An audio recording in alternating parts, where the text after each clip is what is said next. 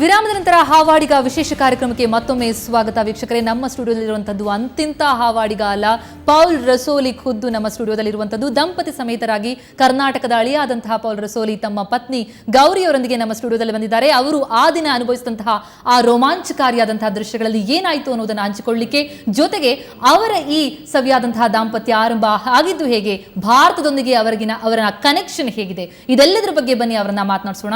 Paul, really mainly the connection is that Gauri is from Karnataka, so that connection is there.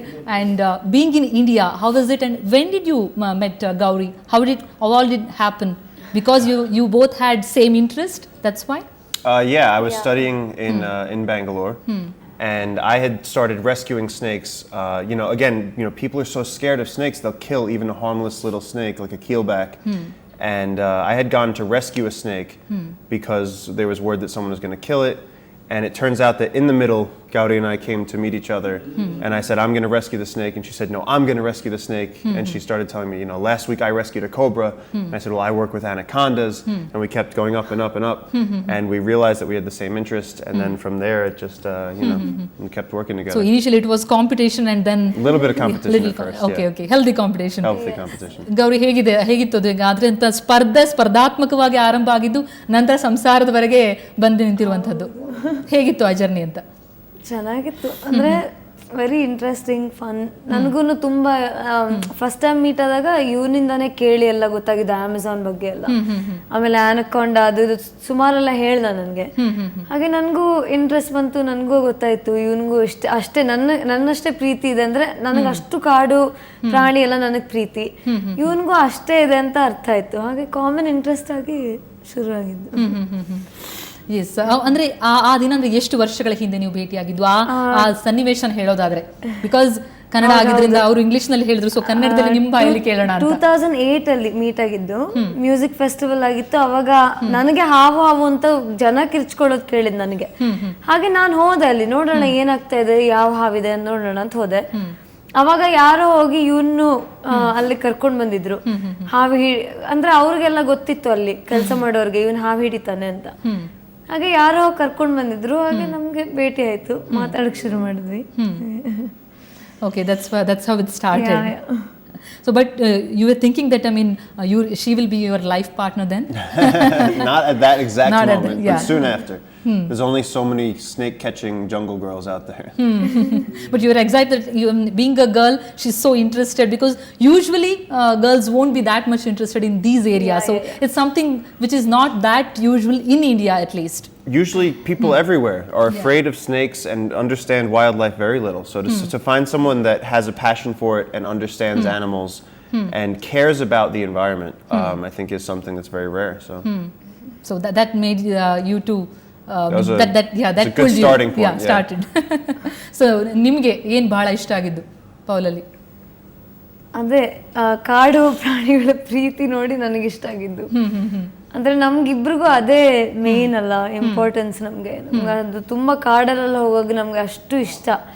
ಹೋಗಿ walks ಹೋಗೋದು, ಕಾಡಲ್ಲೇ walking ಎಲ್ಲ ಮಾಡೋದು, camping ಮಾಡೋದು, ಪ್ರಾಣಿಗಳು ಹುಡ್ಕೋದು, ಅದೆಲ್ಲ ಇಬ್ರಿಗೂ ನಮ್ಗೆ ಅಷ್ಟು ಪ್ರೀತಿ. ಹಾಗಾಗಿ ಅದು ಗೊತ್ತಾಗಿ ನನಗೂ ಇಷ್ಟ ಆಗಿದ್ದು, ಇಂಟ್ರೆಸ್ಟ್ ಬಂದಿದ್ದು ಅಂತ ಹೇಳ್ತೀವಿ. ಎಸ್, ಹಾಗೇನೆ ನಮ್ಮೊಂದಿಗೆ ಸ್ನೇಕ್ ಶ್ಯಾಮ್ ಕೂಡ ಇರುವಂಥದ್ದು. ಶ್ಯಾಮ್ ಅವರೇ, ನಿಜಕ್ಕೂ ನೀವು ಬಹಳಷ್ಟು ಹಾವುಗಳನ್ನು ಹಿಡಿದಿರ್ತೀರಿ, ಆದರೆ ಈ ಅನಕೊಂಡಾದ ಈ ಒಂದು ಚಿತ್ರಣ ಏನಿದೆ, ಇದು ನಿಜಕ್ಕೂ ಒಂದು ರೀತಿಯಲ್ಲಿ ರೋಮಾಂಚನಕಾರಿಯಾದಂತಹ ಅನುಭವ ಕೊಟ್ಟಂಥದ್ದು, ಜೊತೆಗೆ ಕರ್ನಾಟಕದ ಅಳಿಯನಿಂದ ಆದಂತಹ ಸಾಧನೆ ಅಂತನ್ನುವಂಥದ್ದು. ತಮ್ಗೇನನ್ಸುತ್ತೆ ಮೇಡಮ್? ಫಸ್ಟು ಪೌಲ್ ಮತ್ತು ಗೌರಿ ಅವ್ರಿಗೆ ವಿಶ್ ಹ್ಯಾಪಿ ನ್ಯೂ ಇಯರ್ ಹೇಳ್ತೀನಿ, ನಿಮಗೂ ಅಷ್ಟೇ. ಯಾಕೆಂದರೆ ನನಗೆ ಖುಷಿಯಾಗಿದ್ದೇನೆಂದರೆ, ಫಸ್ಟು ಗೌರಿಯವರು ಕರ್ನಾಟಕದವರು, ಜೊತೆಗೆ ಅವರ ಹಸ್ಬೆಂಡ್ ಕರ್ನಾಟಕದ ಅಳಿಯಾಗಿದ್ದಾರೆ. ಇಷ್ಟು ದಿನ ನಮ್ಗೆ ಗೊತ್ತಿರಲಿಲ್ಲ. ನಾನು ಅವ್ರನ್ನ ಕೇಳೋದಿಷ್ಟೇ, ಯಾವ ಥರ ಐಡಿಯಾ ಬಂತು ಇವ್ರಿಗೆ ಒಳಗಡೆ ಹೋಗಬೇಕು ಅಂತ, ಯಾವ ಥರ ಐಡಿಯಾ ಬಂತು?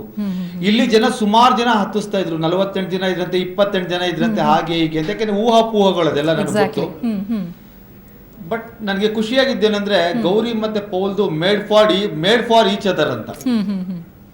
He's talking about you guys. You guys are made for each other. Gauri ಅವರು ಸಪೋರ್ಟ್ ಕೊಡ್ತಾ ಇದ್ದಾರೆ, ಖುಷಿ ಆಗುತ್ತೆ. ನಾನು ಕೇಳೋದು ಹೇಗೆ ಅಂದ್ರೆ, ಪೌಲ್ ಅವರು ಒಳಗಡೆ ಹೋಗುವಾಗ ಎಕ್ಸ್ಪೀರಿಯನ್ಸ್ ಯಾವ ತರ ಇತ್ತು, ಜೊತೆಗೆ ಅವ್ರಿಗೆ ಗ್ಯಾರಂಟಿ ಇಲ್ಲ, ಒಳಗೊಳದ್ಮೇಲೆ ವಾಪಸ್ ಬರ್ತೀವಿ ಅಂತ ಗ್ಯಾರಂಟಿ ಇಲ್ಲ. ಲೈಫ್ನ ಎಡ್ಜಲ್ಲಿ ಇಟ್ಕೊಂಡೇ ಹೋಗ್ಬೇಕು, ಬೈದಲ್ಲೇ ಹೋಗ್ಬೇಕು. ಅವ್ರಿಗೆ ಐಡಿಯಾ ಯಾವ ತರ ಬಂತು? How come this idea?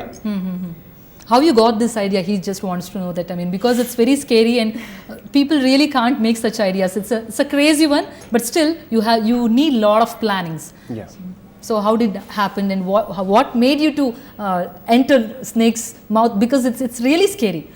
Well, again, the thing is, we work together in the Amazon for a few years now, and every year we've seen the forest getting burned, destroyed, shrinking, and we see scientists doing studies. You see activists asking people to try and stop cutting the forest, and no one listens, and it's getting worse. So we wanted to do something that would shock people, that would get a lot of attention globally. And so we work with anacondas, we're familiar with the species, and we know how excited they make people. And so this was just an idea that made it possible to get the message out. And I think it translates not just for anacondas, it's all wildlife. You know, these big, beautiful things that we share this world with, they have a right to exist as well as humans. And you know, whether it's anacondas or elephants, we really need to protect them and pay attention to what they do for us and what we do for them, and you know, not just sort of sweep them aside. Yes. Paul ಹೇಳೋದಿಷ್ಟೇ, ಪ್ರಾಣಿಗಳ ಸಂರಕ್ಷಣೆಗಾಗಿ ಜೊತೆಗೆ ಹೇಗಿರಬೇಕು ನಮ್ಮಲ್ಲಿರುವಂತಹ ವನ ಸಂಪತ್ತು, ವನ್ಯ ಸಂಪತ್ತನ್ನು ಕಾಪಾಡುವಂತಹ ದೃಷ್ಟಿಯಿಂದ ಅದರ ಬಗ್ಗೆ ಜಾಗೃತಿಯನ್ನು ಮೂಡಿಸುವಂತಹ ಸಲುವಾಗಿ ಇಂತಹದೊಂದು ಪ್ರಯತ್ನಕ್ಕೆ ನಾವು ಮುಂದಾಗಿರುವಂಥದ್ದು. ಕ್ರೇಜಿ ಐಡಿಯಾ ಅಂತ ಅನಿಸ್ಬೋದು, ಆದರೆ ಕ್ರೇಜಿ ಆದಂತಹ ಐಡಿಯಾಗಳನ್ನು ಮಾಡಿದಾಗಲೇ ಜನರ ಆಕರ್ಷಣೆಗೆ ಒಳಗಾಗ್ತೀವಿ. ಆನಂತರದಲ್ಲಿ ನಾವು ಉತ್ತಮವಾದಂತಹ ಕ್ರಿಯೆಗಳನ್ನು ಮಾಡಲಿಕ್ಕೆ ಸಾಧ್ಯ ಆಗುತ್ತೆ ಅನ್ನುವಂತಹ ನಿಟ್ಟಿನಲ್ಲಿ ಇಂತಹದೊಂದು ಪ್ರಯತ್ನಕ್ಕೆ ತಾನು ಕೈ ಹಾಕಿದೆ ಅನ್ನುವಂಥದ್ದು ಪೌಲ್ ಅವರ ಮಾತು. ನಿಜಕ್ಕೂ. ಆದರೆ ಗೌರಿ, ನಿಮಗೆ ಈ ಐಡಿಯಾ ಅವ್ರು ಮಾಡ್ತಾರೆ ಅಂತ ಅಂದಾಗ ನಿಮಗೆ ಏನು ಅನಿಸ್ತಾ ಇತ್ತು?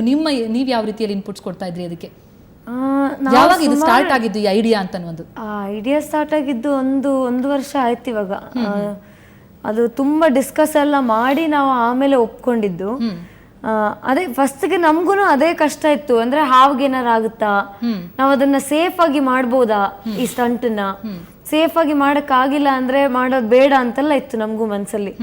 ಹಾಗಾಗಿ ಮತ್ತೆ ಫೈನಲಿ ನಾವು ತುಂಬಾ ಡಿಸ್ಕಸ್ ಮಾಡಿ ಮಾತಾಡಿ, ಸೂಟ್ ಇರುತ್ತೆ, ಹಾವನ್ನು ನಾವು ನೋಡ್ಕೊಂಡೇ ಮಾಡೋದು ಹಾಗೆಲ್ಲ ಮಾತಾಡಿ ಆಮೇಲೆ ನಾವು ಒಪ್ಪಿದ್ದು. ಆಮೇಲೆ ನಾವು ಸ್ಟಂಟ್ ಮಾಡಿದಾಗ ವೈಲ್ಡ್ ಸ್ನೇಕ್ ಜೊತೆ ನಾವು ವೈಲ್ಡ್ ಅನಕೊಂಡ ಜೊತೆ ಮಾಡಿಲ್ಲ.